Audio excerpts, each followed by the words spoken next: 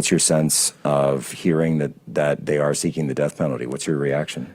I mean, so grateful that's been the case. You know, the biggest slap to the face in this entire situation would have been anything softer. By the way, that prosecutor, I was like, you and I were just chatting about this, like sort of the old Utah versus the new Utah.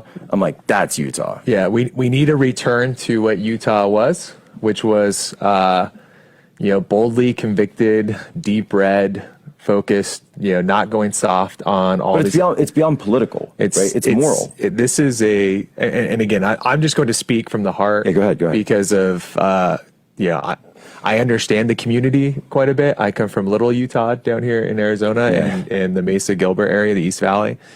And, without a doubt, this has been the conversation that we've had. I've had it with the governor's team in Utah, is that the soft on, the mentally ill and enabling them to be able to do things that harm others in our community because it feels good to a super minority of people in our community is what causes this violence, these acts of violence. And so having that same type of soft approach when you're talking about managing crime after the fact would have been absolutely disastrous for the state.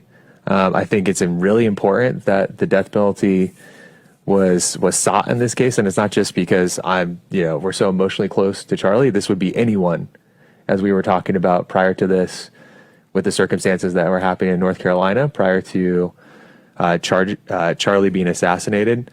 It is really, really critical for the people of Utah, for the rest of America, for all Americans, to say this is unacceptable. This has to be, handled with an iron fist, and I hope that swift justice is brought.